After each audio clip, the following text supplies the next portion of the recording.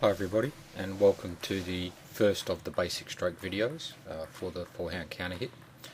In all of these basic stroke videos I follow more or less the same pattern, which is to show you the video in side view at normal speed and then slow it down in slow motion to make things a little bit easier to pick up and point out, and then give you a front view of the shot and again slow things down to give you another easier time of picking out the relevant points.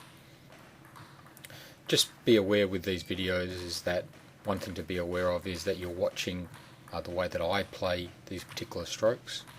That doesn't mean that you have to try and perfectly copy the way that I play them. You don't have to look exactly like me. But what these videos will do is give you an idea of the general techniques that you can then model and use for your own stroke templates. So the idea is not to really look like me, but to see what the fundamentals of the stroke are so that you can apply them yourself to your own physique and your own way of hitting the ball.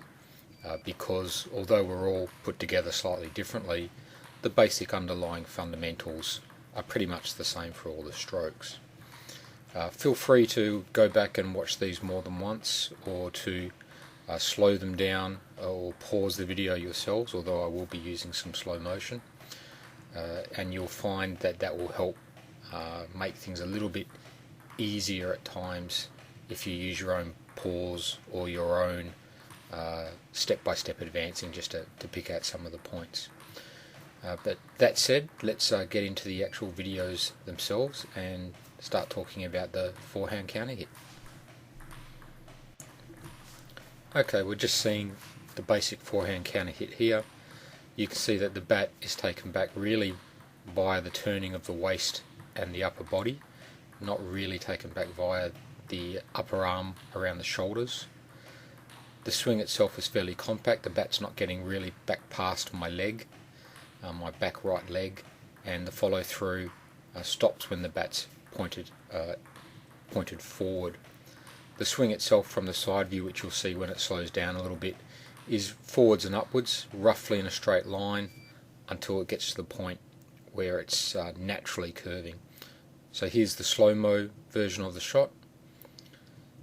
The bat taken back just to around about the right knee, a little bit below the expected height that I'm going to contact the ball, so that I can swing forwards and upwards before the natural curve of my body moves the bat around and moves it to in front of my body.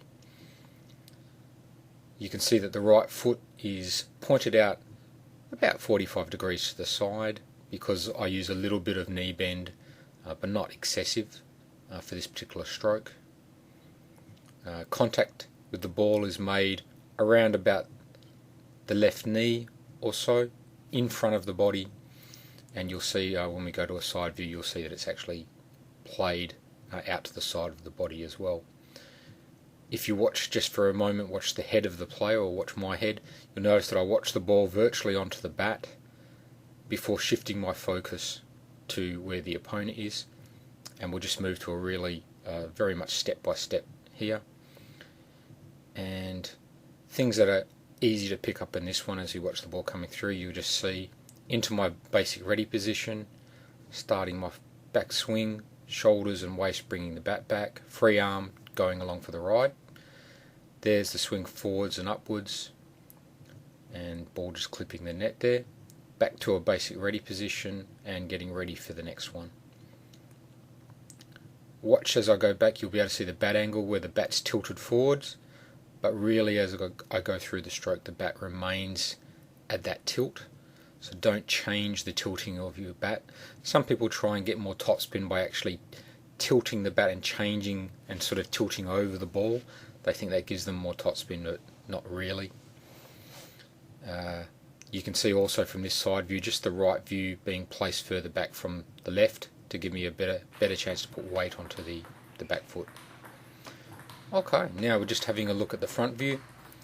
First thing that's obvious from this view is that the ball's taken well to the side of my body, not out to in front of my body, which gives me room to take a swing. You can now see as we go to a slower motion, if you have a look at my right elbow, It's well clear of the body to give me plenty of room. See the head following the ball and the shoulders and waist turning to about 45 degrees or so from the opponent's perspective.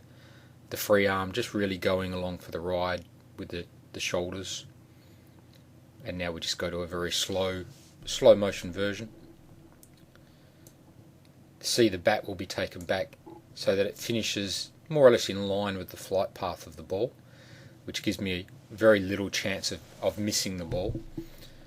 Because the racket's only tilted slightly, pretty much all of the racket face is available to hit the ball. And by that I mean just really that the tilting means that virtually the whole size of the racket face is available, because it's not too much tilted at an angle. And you can see just the follow through doesn't cross the middle of my body, which leaves me in a balanced position. Weight going here onto the right leg, little bit of lean forward, swinging now forwards and across, just following the natural part, and follow through stops well before I hit the middle of my body. Take a quick look at the shoulders. The shoulders stay relatively level, and at all times I'm balanced through the stroke, so that I really never go off balance, and I finish in a nice balanced position, ready for the next ball.